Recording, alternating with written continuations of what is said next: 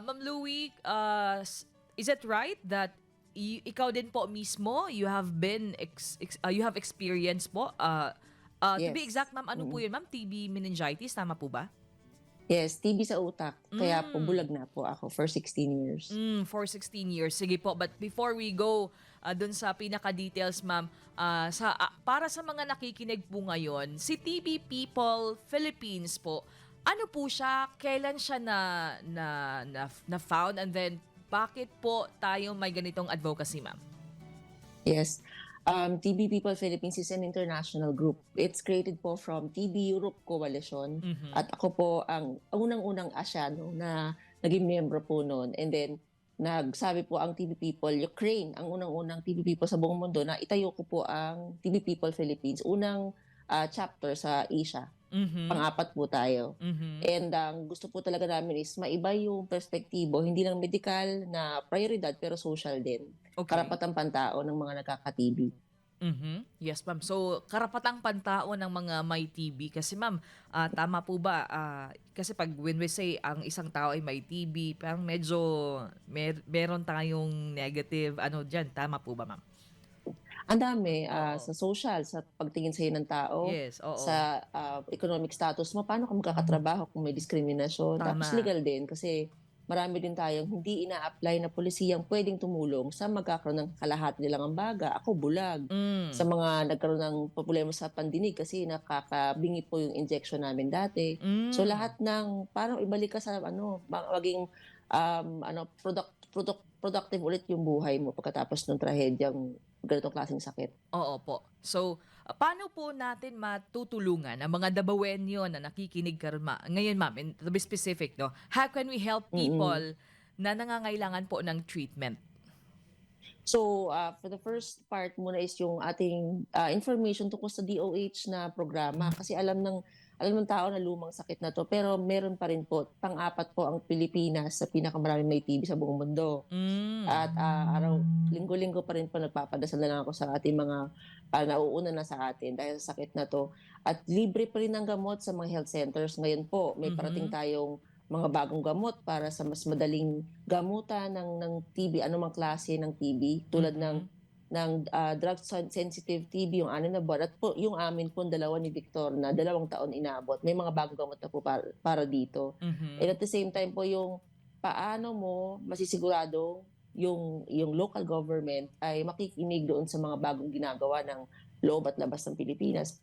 Kumbaga parang TB People Philippines, isa sa mga NGOs sa Pilipinas na gusto kayong bigyan ng boses para Hmm. masiguradong pakikinggan tayo ng nakaupo at pakikinggan po tayo ng mga tao sa ating ano gobyerno na masisiguradong hindi po tayo papalya sa gamutan. Mm. So, talagang holistic approach tayo, anong impormasyon kailangang malaman, sino tutulong sa'yo, paano ka tutulong sa iba. Mm. Speaking of approach natin, ma'am, to give rights and support sa mga taong may TB po.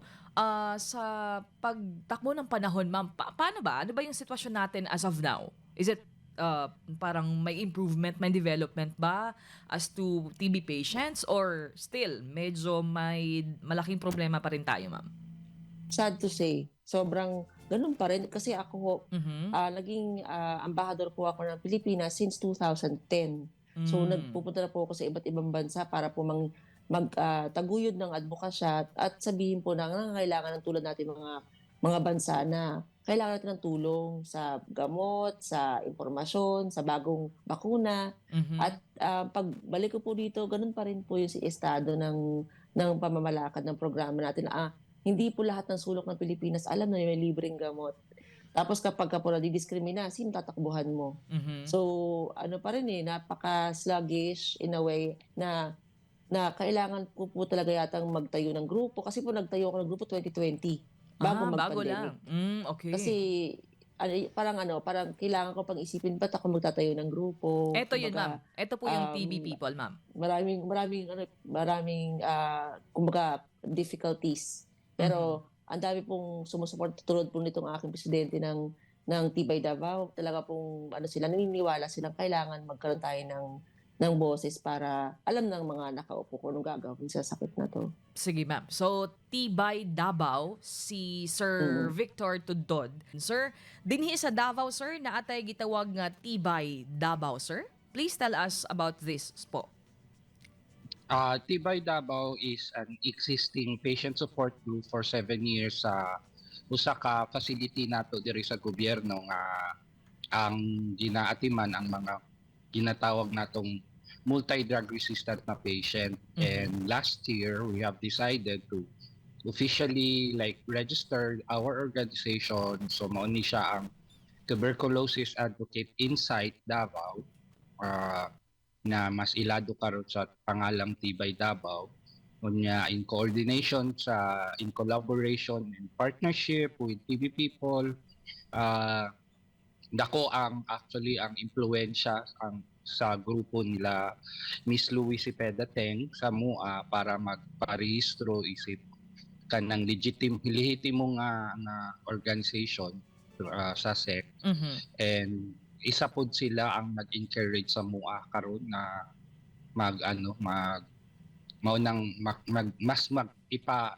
sabay tawag kanang mas ipadayon pa, mas tugihon pa ba ang pagpahibalo sa katawhan na doon na tay mga programa Yes.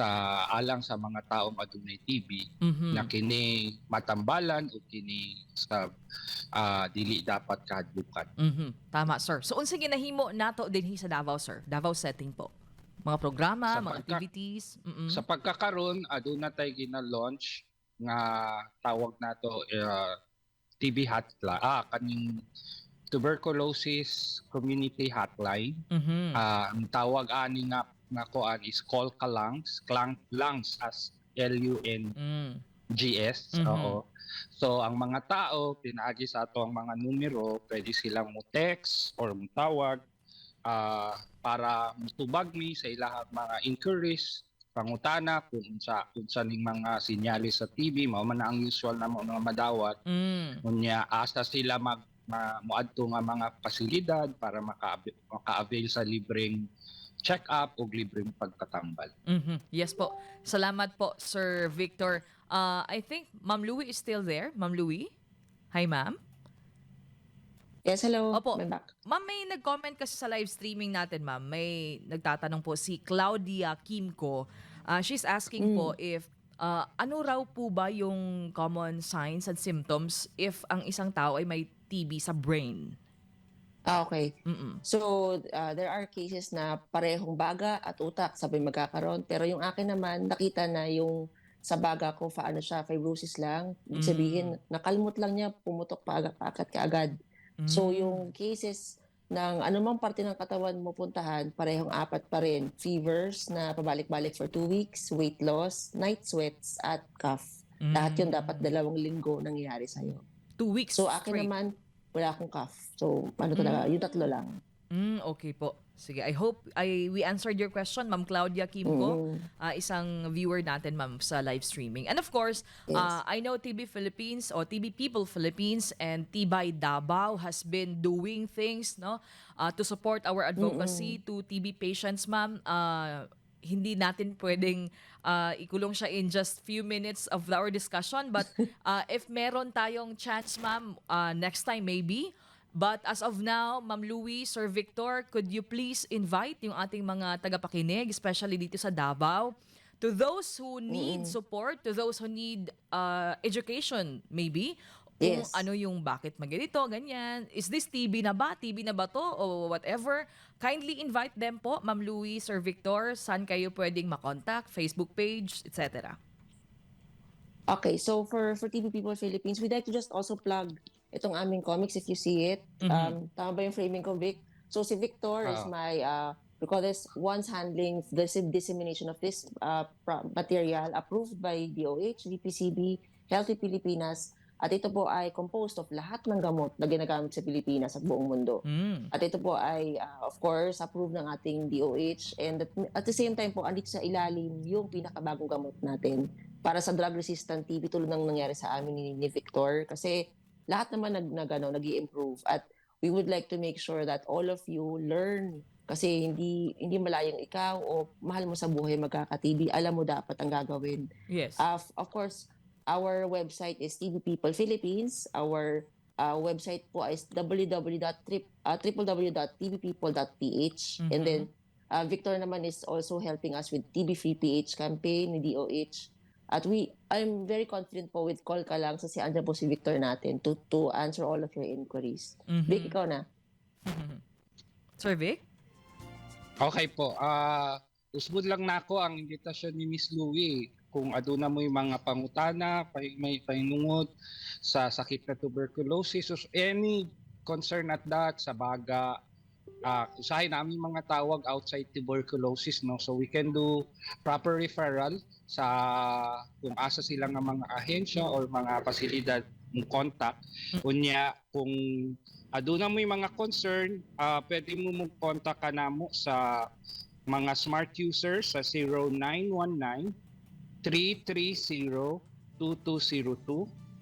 or sa mga Globe users 0945-268-0577. I hope pwede na to ma-flash na sa ato ang